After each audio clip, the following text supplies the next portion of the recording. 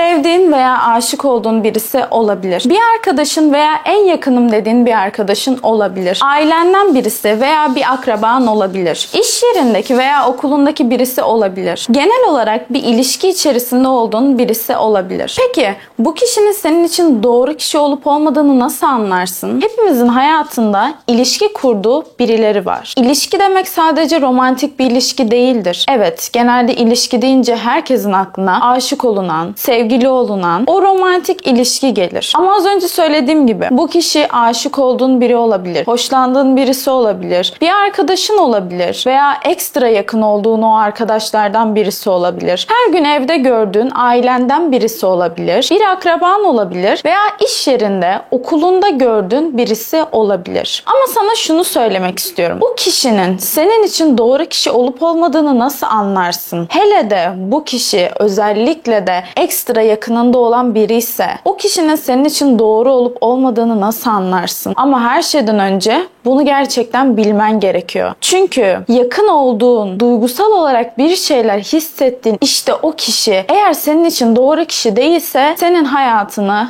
resmen mahvedebilir. Senin enerjini tüketebilir. Mental sağlığını çok kötü etkileyebilir. İşte bir psikolog olarak bugün bu konuyu konuşmak istiyorum. O kişi senin için gerçekten doğru kişi mi? İşte hadi gel bunu anlayalım. Öncelikle hoş geldin. Ben Beste Doğa Güven. O halde başlayalım. Bunlardan birincisi, doğru bir ilişki içerisinde olmadığını, o kişinin senin için doğru kişi olmadığını gösteren birinci maddemiz şu. Onun yanında kendin olamazsın. Dediğim gibi bu sadece aşk, sevgililik değil. Yakın arkadaşın da olabilir, ailenden birisi de olabilir, iş yerinden birisi de olabilir. Hayatta benim için en önemli şeylerden bir tanesi birinin yanında kendin olabilmek. Ben buna her gün şükrederim. Kendim olabildiğim için, sevgilimin yanında da kendim olabildiğim için, arkadaşlarımın yanında da kendim olabildiğim için, ailemle de kendim olabildiğim için ve yine en güzellerinden bir tanesi de size karşı kendim olabildiğim için. Bu kamerayı koyduğumda, bu mikrofonu taktığımda kendim olarak konuşabildiğim için bu benim gerçekten günlük şükrettiğim konulardan bir tanesidir. Kendin olmak o kadar önemlidir ki seni en değerli yapacak şey sensin. Olduğun kişi. Eğer sen birinin yanında olduğun kişiyi gizliyorsan, hoşlandığın konuları gizliyorsan, sevdiğin şeyleri yapamıyorsan, kendin gibi olamıyorsan, yani ben bunun çok ekstrem örneklerini duydum. Hem danışanlarımdan hem çevremdeki insanlardan. Mesela bir danışanımın sevdiği kişinin yanında yemek yiyebilmesine çalışmıştık ve kendi olamıyordu ve zaten sonunda da anlamıştı o kişinin onun için doğru kişi olmadığını. Ama bunu anlayana kadar işte insan hep bir sabrediyor, hep bir ya olursa diyor. Ama hayatta en önemli şey kendin olabilmek. Eğer bir insanın yanında kendin değilsen o kişi yanlış kişidir. Kendin olmaktan korkuyorsan,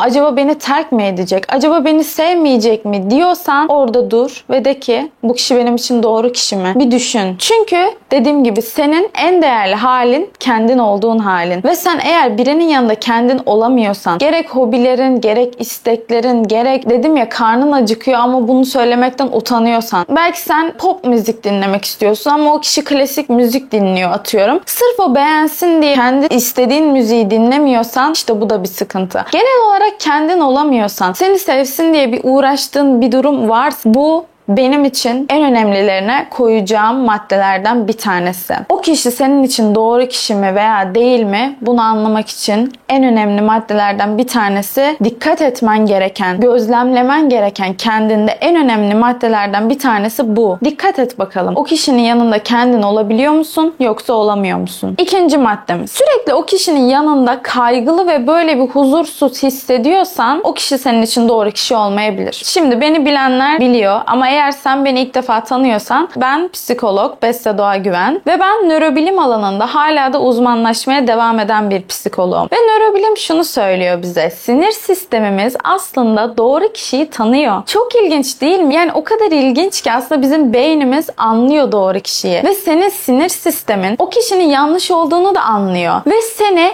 bir türlü huzurlu bırakmayabiliyor, biliyor musun? Böyle bir içinde bir tehlike hissi, hep böyle bir huzursuzluk, bir anksiyete hali yaşıyorsan bu bilimsel bir şey. Belki de o kişi senin için doğru kişi değil. Sen ne kadar evet o kişiyi çok seviyorsun, harika biri, bayılıyorsun ama senin için doğru kişi olmayabilir. O yüzden buna da dikkat et. O kişinin yanında huzurlu musun, mutlu musun? Yoksa böyle bir gerginlik, bir huzursuzluk mu yaşıyorsun? Bu da yine o kişinin doğru kişi olup olmadığını anlaman için önemli maddelerden bir tanesi. Bu yine benim hassas olduğum bir madde. Çünkü dediğim gibi bir psikolog olarak danışanlarımda da bunu çok gözlemledim, bu durumu. Genel çevremde de ve en hassas olduğumdan bir tanesi bu. Özellikle bunu kadınlar yaşayınca ben ekstra hassas oluyorum. Bilmiyorum neden. Yani bunun cinsiyeti olmaz bir kere. Öncelikle bunun kadını da erkeği de veya cinsel yönelimi ne olursa olsun hiç fark etmez. Genel bunun romantik ilişkisi de, arkadaşlığı da, her tipi de, yani her cinsiyet ve cinsel yönelim, her ilişki, yakın arkadaşlık, aile, sevgililik, iş arkadaşlık, tüm hepsini koyuyorum ben bu kategoriye. En hassas olduğum bu. Hem bir psikolog olarak hem olduğum kişi olarak, Beste Doğa Güven olarak, böyle bir gözlemci olarak en rahatsız olduğum, en hassas olduğum diyebileceğim insanlardan duyduğumda, gördüğümde aşağılama,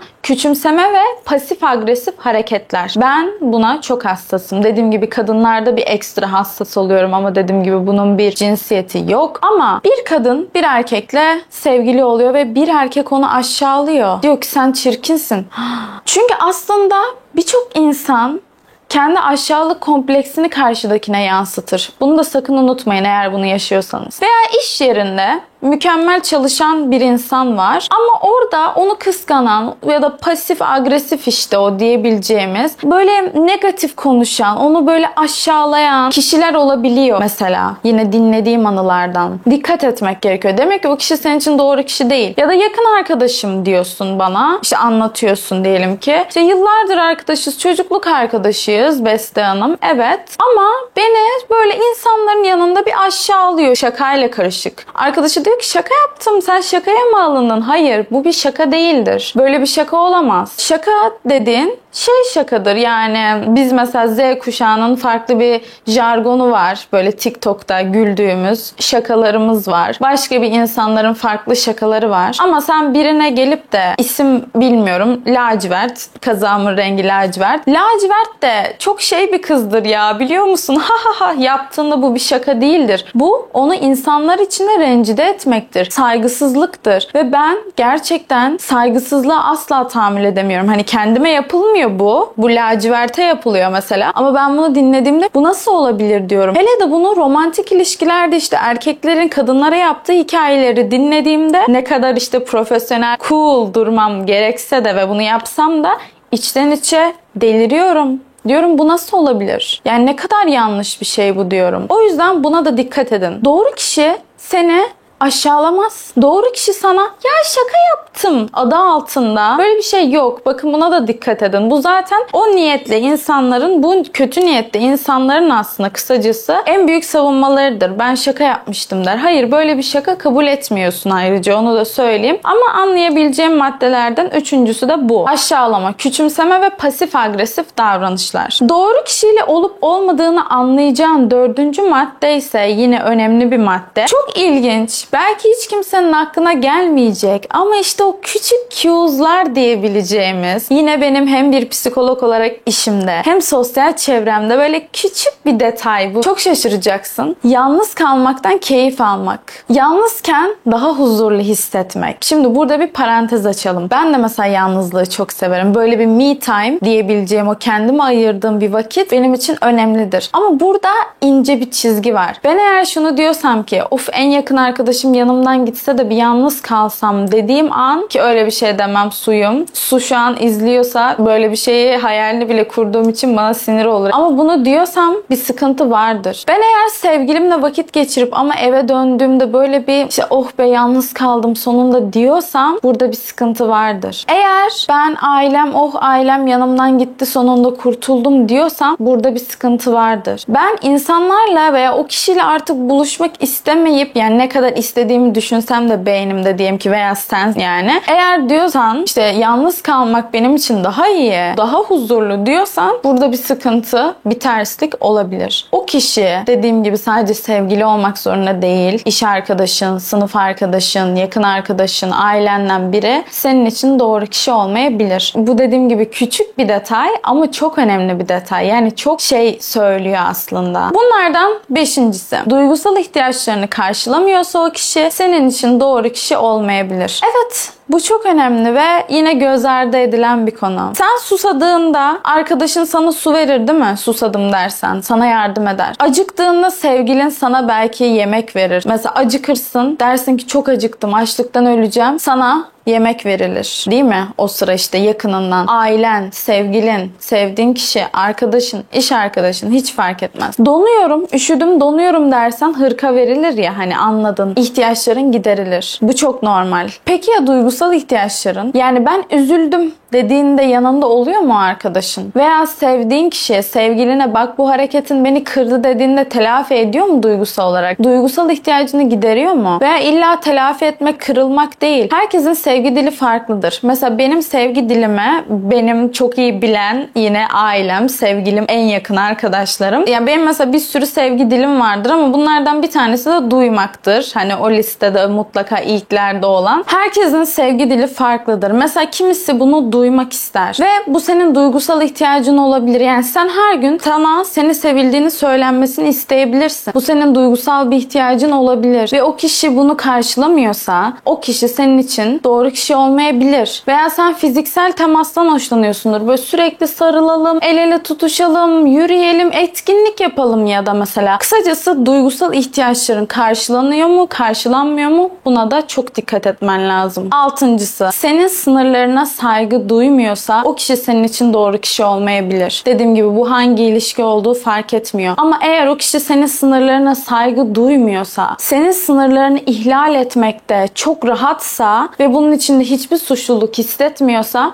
o kişi senin için doğru kişi olmayabilir. Yedincisi ve yine çok önemli bir madde. Eğer o kişiyle tanıştıktan sonra veya bir ilişkin olduktan sonra dediğim gibi illa aşk, romantik bir ilişki olmak zorunda değil. Eğer o kişiyle olduktan sonra kısacası dediğim gibi tanışmak olabilir, bir arkadaşlığa başlamak olabilir, sevgiliysen bir ilişkide olmak olabilir fark etmez. Kendine olan güvenin azaldıysa. Bu yine çok önemli bir şey. Bazı insanlar, senin için doğru olmayan insanlar senin güvenini, senin özgüvenini yıkacaktır. Sen kendine güvenmemeye başlayacaksındır. Belki kendini güzel hissetmemeye başlayacaksındır. Belki kendini yeterli hissetmemeye başlayacaksındır. Eğer o kişi sana bunu yaşattıysa bil ki o kişi senin için doğru kişi değil. Çünkü doğru kişiyleysen kendine güveninin artması gerekir. Eğer doğru kişiyleysen kendini daha güzel, daha yeterli, daha bir şeyleri yapabilir hissetmen gerekir. Tam tersine özgüvenin yıkılıyorsa, kendine güvenin kalmadıysa özellikle o kişiyle olduktan sonra çok net o kişi senin için yanlış kişi olabilir. Ve o kişinin senin için doğru bir kişi olup olmadığını anlamanın sonuncu maddesi ise içinden bir ses hep bir şeyler eksik gibi hisseder. İçinden bir ses sana hep bir şeyler eksik der. Yani sen o kişiyle böyle sevgili olursun veya yakın bir arkadaş olursun. Yakınındaki birisi olur. Ama içinden bir ses der ki hani bir şeyler eksik sanki ve sen onu çok net hissedersin. Belki anlamlandıramazsın. Acaba ne eksik? Acaba aramızdaki bir şey, bir uyum mu eksik? Bir güven mi eksik diye düşünürsün. Böyle bir içinde bir eksiklik hissedersin ama aslında hiçbir şey eksik de olmayabilir. Bunun tek cevabı o kişinin senin için aslında doğru kişi olmadığıdır. Ve videonun başında söylediğim gibi sen bunu fark etmesen de senin sinir sistemin her şeyin farkında. Senin sinir sistemin aslında seni uyarıyor da olabilir. O içindeki o sanki bir şeyler eksik hissi dediğin, o anlamlandıramadığın hissin tamamen bilimsel bir sebebi de olabilir. Sinir sistemin seni asla huzurlu hissettirmeyecektir. Ve bu huzursuzlukta acaba bir şeyler mi eksik ya? Acaba bir şeyler ters mi gibi böyle bir iç ses hissedersin. O halde seni çok seviyorum. Bir sonraki videoda görüşmek üzere. Ve eğer kanala abone değilsen de kanala abone olmayı unutma lütfen. Seni çok seviyorum. Bir sonraki videoda görüşmek üzere. Bye bye.